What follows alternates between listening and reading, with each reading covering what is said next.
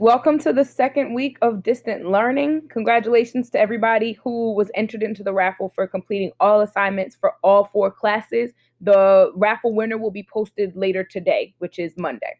But for now, let's get started on our next week.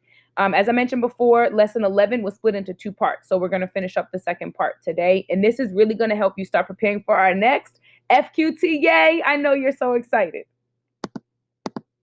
Some important information before we get started. First, make sure you're checking your grades. I posted a paper or a Google Doc called Nearpod Scores, and it has all of your scores for every assignment. So make sure you're checking those routinely. If you see a grade that you don't like, just like in school, you can fix the assignment. However, here's what I'm asking. Post a comment in Nearpod Scores when you finish the fix up. Otherwise, I will not know to go back and check it. And honestly, I'd also prefer that you even post a comment when you finish an assignment so that I know to go in and grade it. Also, complete lessons in order. So start with the lesson from Monday, April 6th, and work your way forward. It doesn't make sense for you to do the lesson from Friday, then go back and do the one from Monday, and go and do the one from Wednesday. When you read the chapters out of order, the story really doesn't make sense. So it's best that you do them in order. So if this is your first day of doing a lesson, let's say you just got a device, please go back to last week's lesson and complete those in order. Here's the schedule for the week. As usual, Mondays, Wednesdays, and Fridays, a new lesson will be posted. Please complete the lesson before the next one is posted. So today's Monday's lesson, complete that by Wednesday morning when the next lesson will be posted so that you can keep up. Lessons are being graded. These grades will count for your Q4 report card. Tuesdays and Thursdays, we do coach class. Miss McGuire and I do ours together. So that's from 12:30 to 1:30. Coach McGee and Mr. Ford do theirs together. I believe it's from 10:30 to 11:30 on the same days.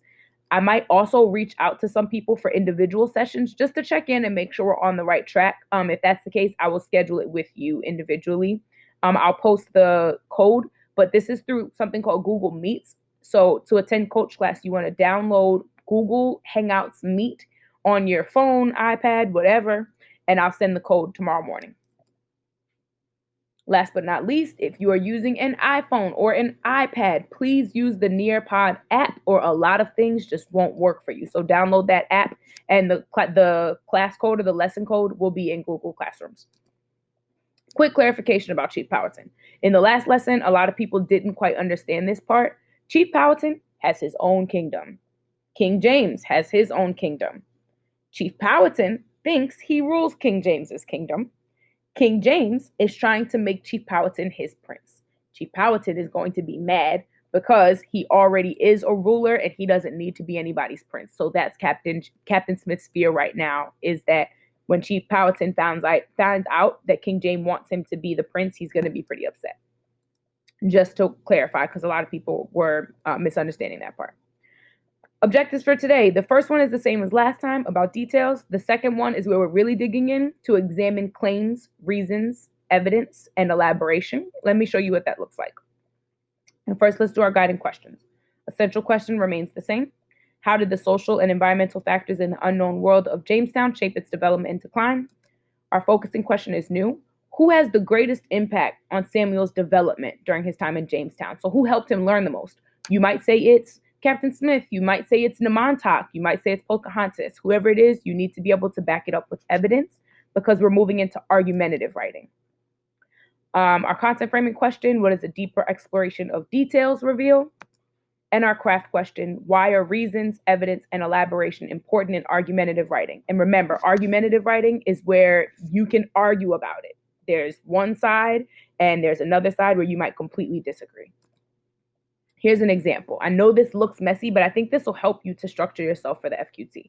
So at the top, we always have our claim, which is pretty much the thesis. It's a statement that can be disagreed with. For example, somebody might say distant learning is better than being in school, and somebody else might argue with that and say being in school is better than distant learning. We have reasons, which is a statement supporting or proving the claim, and then finally our evidence and elaboration, which is an example and an explanation that support your reason. I'm going to have a little matching activity for this, so make sure you remember these. And here's our question to focus on as you read today.